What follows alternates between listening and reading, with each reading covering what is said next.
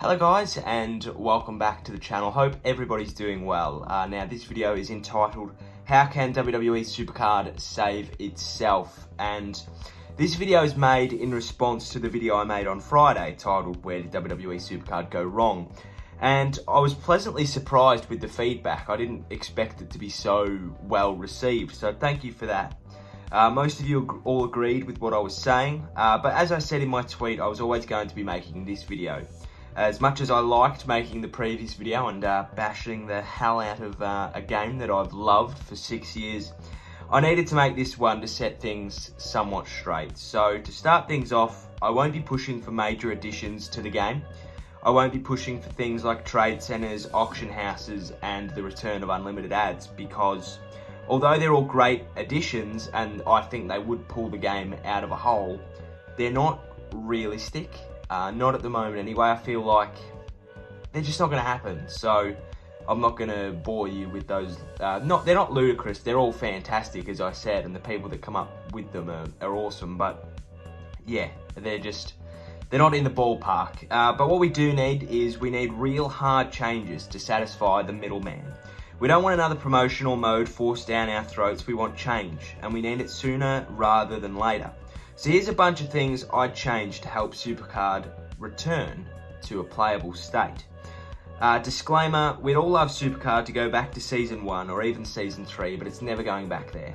Much like the world after a pandemic or a natural disaster, we need to make a new normal. SuperCard needs to find its new normal, and to do that they can take aspects from their old normal and a future normal and make that new normal. So first, communicate. Communicate with the community. Keep us updated with what's going on. Changes, maintenances, updates, events, everything. But not just the internal stuff. Use Twitter as a platform for market research. Find out what we like and what we don't. Take our opinions and use them instead of putting them in the too hard basket. People have fantastic ideas, and if you took them on board and individualized them, who knows where you'd end up. Second, bring back exclusive offers and make it affordable. I loved and absolutely frothed the exclusive offers when they were around. 5,200 credits for $30, shut up and take my money. That was fantastic. Now, you only get half of that for the same price. Now, the exclusive offers were only around once a month or twice a month. That'd get you through, you know. Now 2,600 credits, it's just like, that's a lot of money. I can't justify that, it's not affordable. But take ideas from other games. Fortnite do it beautifully. They offer things like a skin and some V-Bucks for $7. Take that and make it SuperCardy. $7 gets you 300 credits, a card back, and 2 cards from Nightmare's Elemental, or something like that. Because more often than not, people are going to buy them regardless, and we've seen that. Whenever they offer those $14 ones, you get a card back, and people froth them. They buy them. They buy the hell out of them. It's fair. Offer more of that. You know, you're on the right track, you just don't want to pull the trigger. Third, and this is a good one. I'm very proud of myself for writing this one up.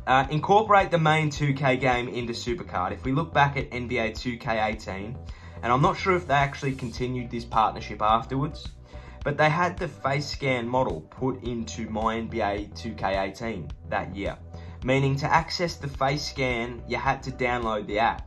Now, out of 10 people, only 1 or 2 may stay and play for the card aspect, but it's still getting the name out there and the game is still being downloaded. You could also earn VC via rewards within the card game, and it was a great addition to both games. SuperCard and 2K22 could do something similar. Have a face scan camera built into the app, maybe a QR code built into 2K22 somewhere. Make VC obtainable on SuperCard and maybe have packs available on SuperCard for VC as well. It's way too easy to scan the QR code and throw it away now, and there's nothing enticing 2K players to download SuperCard. Make the most out of both games. Whenever SuperCard sponsors a pay-per-view, they always entice the viewers to download and you get a card. If you download now, you get a card. But keep it going in SuperCard. Don't just have that day, have the whole week. Make, like on Top Slam, you have predictions for all of the big matches. For the Rumble, predict all the matches. For Mania, predict all the matches. If you get them right, you get 100 credits.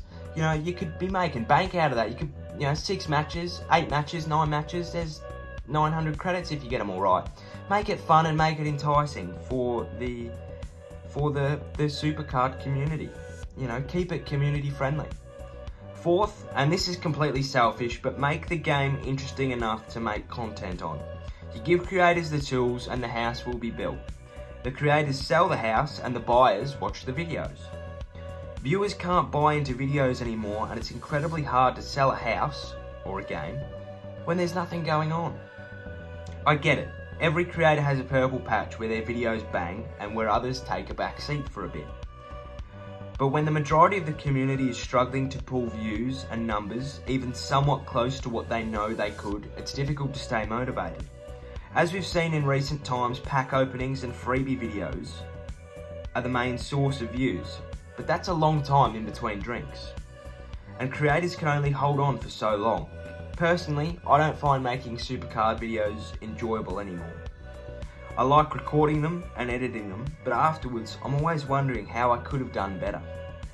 I don't hit the heights I used to after uploading, and that's why I've moved on. SuperCard could start promoting creators, showcasing them for their efforts, because it's motivating.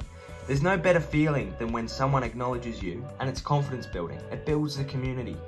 Have like a...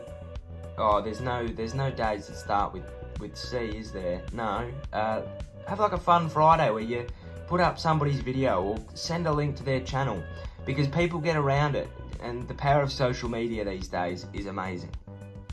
Fifth, make cards valuable. Add incentives. Back in Season 3 when I got my first event card, it was a genuine high. Now, it's just another card. And I understand sometimes the superstars on the event cards aren't enticing. Not everyone wants a Keith Lee, or an Edge, or an Undertaker. But I don't even want a Jeff Hardy card because there's no incentive for it. Cards don't mean as much as they used to. Knowing that a card I spent all weekend on, sacrificed sleep and life for, is going to be worthless in 2 weeks sucks. Back in the old days, an epic card was still competitive in Survivor tier, not in your top 8 or your best cards as it was known back then. But in other decks, they could still be huge. Now, a Royal Rumble card is trained away quicker than you could say, I should have kept that for the catalogue. Tighten the stats, not as much as you have for Elemental tier, but make Elemental tier cards somewhat relevant at the start of Season 7. Make it a grind and have every card hold somewhat of a weight. Sixth, and finally, take the praise of events like GU and don't stop hunting that praise again until you get it again and again and again for 4 or 5 solo events where you can phase out Road to Glory and Ring Dom and you can replace them. I've had enough of playing RTG and RD forever on repeat. They're not fun and they're as bad as each other. Ring Dom is better in my opinion because it's not Road to Glory. And LMS and GU, they're so good because they're not either of them. Completely overhaul the system and take the time to trial and error events. Don't bring in a bunch of events and take them away again. There's nothing more frustrating than Over the Limit and Clash of Champions. I know that that's coming back next week, but there's nothing more frustrating than when you have a go at a game or a game mode or an event and they just, they take them away with no return date. They don't communicate and say what was wrong with it. I would have loved nothing more than, and maybe they did, I don't know. I'm not on Twitter 24 hours, 8 days a week sort of thing, but they didn't, it's just like, well, why would I want to play Clash of Champions again if I don't know what's being changed? And I'm sure they'll bring out something this week, and I hope to God that they do. But, trial and error events. Don't stop bringing in events like Over the Limit and then taking them away again. Ask what we want in events and put the wheels into motion. Listen to the people who make your game because they're pretty important. Twitter's a thing. Polls are a thing. SuperCard help is a thing. But look, they're just my thoughts. Again, please give your thoughts in the comments, and I hope that you enjoyed.